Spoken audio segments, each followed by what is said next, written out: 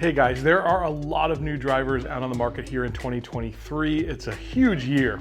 And there's one company that I know a lot of fans of this show really enjoy. They've enjoyed the value as well as the performance they get out of this brand. And today I'm going to test out the brand new driver. Here it is, guys, my first look at the Wilson Dynapower. This is the carbon model. There's actually two models in the Dynapower family this year, the carbon as well as the titanium. This one's gonna run you just a few dollars more, but it's packed with some pretty cool features. First off, Wilson staff used artificial intelligence to create a variable thickness face. Now, if that rings a bell, we also saw that in the Ping G430.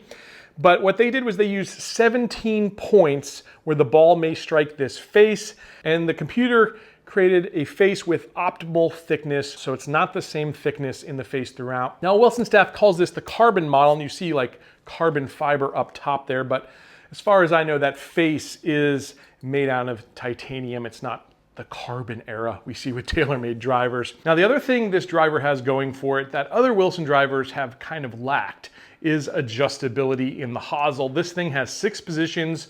You can adjust it anywhere from -1 degree all the way up to +2 degrees.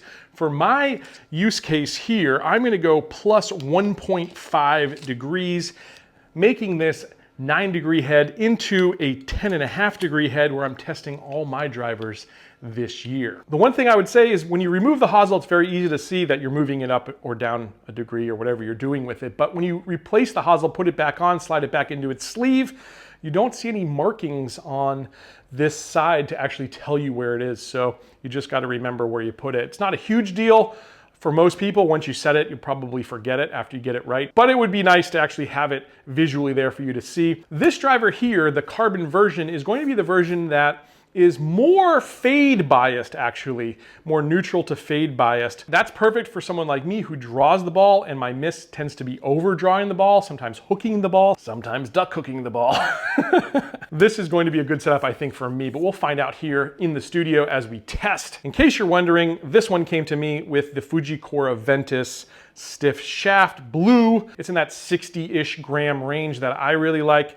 This driver actually is not on loan from Wilson staff, but it's on loan from my friend Michael James. Michael is a ring announcer here in the Tampa Bay area who also works at one of the major golf retailers, and this is his personal driver that he loaned me to use. So thank you, Michael, for letting me take a look at this club here today. If you guys are ready, let's go ahead and hit some swings and see what happens.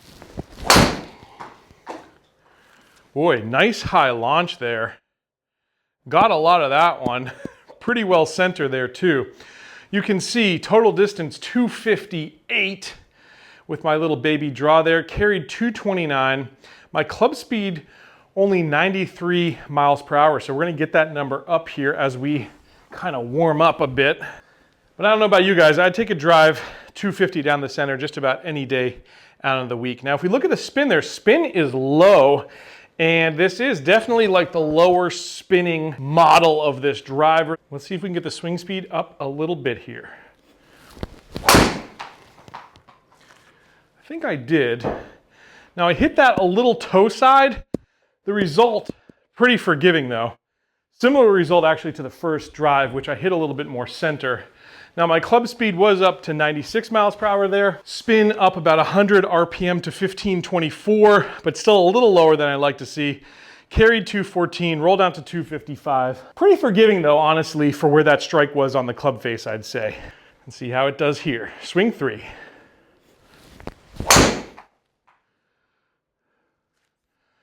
That was hit well. As you can see, the draw not as pronounced with this club. My club head speed 96, ball speed 142, carried 234, rolled down to 259 there. Launch angle, maybe a little lower than I like to see. On that one, it was 10.4 degrees.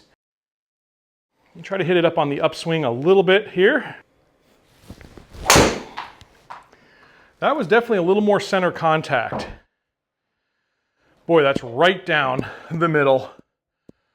Carried 232, rolled out to 259.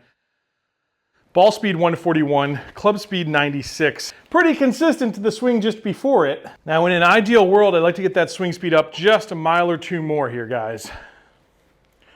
Let's see if we can do that on this swing. That's definitely better in the distance category there, guys.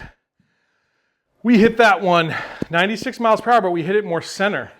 Ball speed 143, carried 253, rolled out to 276. Well, I say that was a good drive, but it was off to the right. I did push that one a little bit.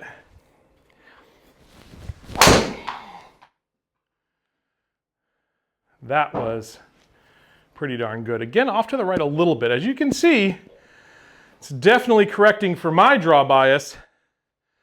And it's going pretty straight, just straight out to the right there, pushed a little bit. There's finally my club head speed up to 99, ball speed 145. Carried only 243, and I say only 243 because I hit that a little low on the face again. Total distance 266.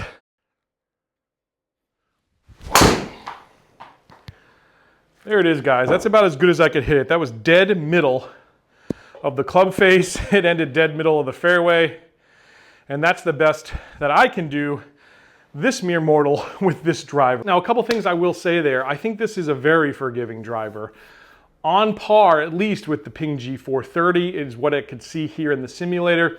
I hit a couple more towards the toe, a couple more towards the heel, couple a little low on the face. All in all, those drives we'll see with the dispersion were pretty tight.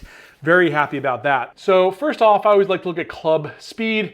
Average there, 96.4 miles per hour. We're getting better there, almost to 98 with that last swing. We started all the way down there at 93, so this is a pretty good average.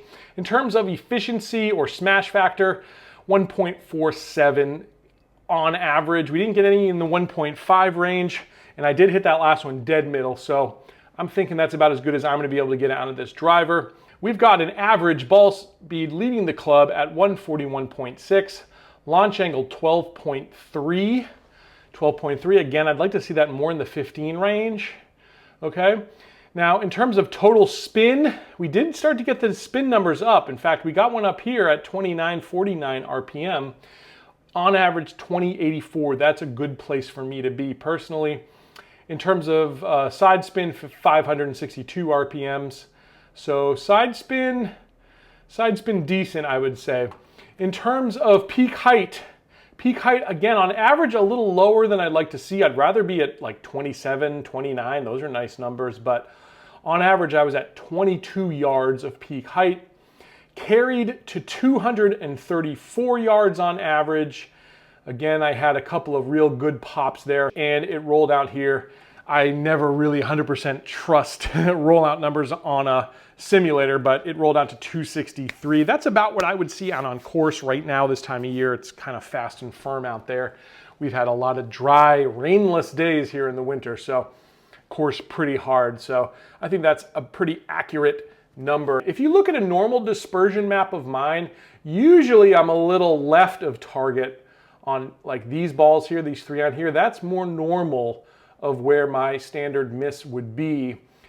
But seeing these ones out to the right, some of these were some bigger drives here, especially this one was our biggest drive out to the right. You can see that the neutral slash almost fade bias of this Dynapower Carbon, you can see these are really tight and I'm not getting any over here out left. So in terms of dispersion, this is really good.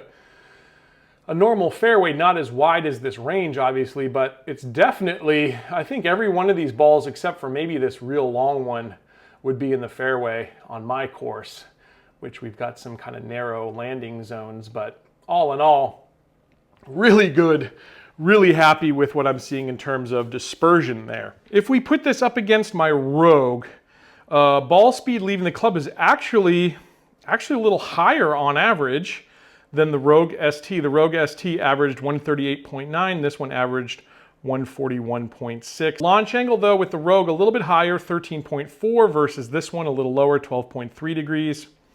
In terms of spin, my Rogue was spinning really, really low, guys. This one's a lot closer to where I'd like to be at 2,084 RPM.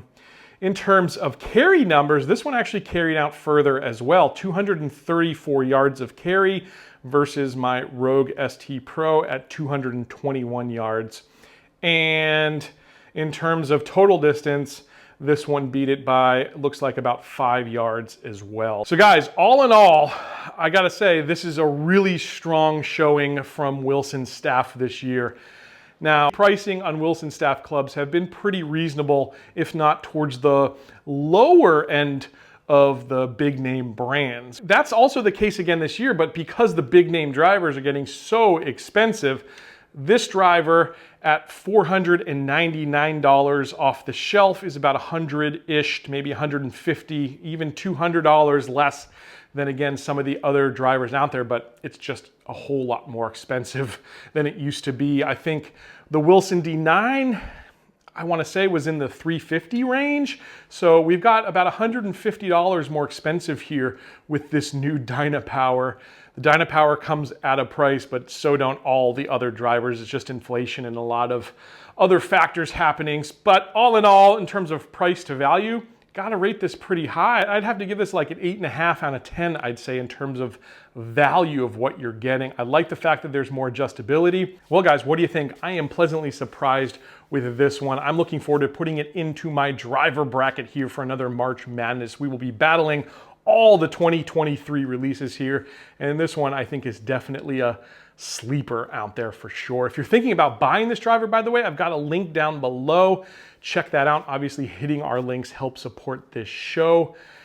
And guys, if you're considering 2023 drivers, highly recommend you check this one out as well. Another great option.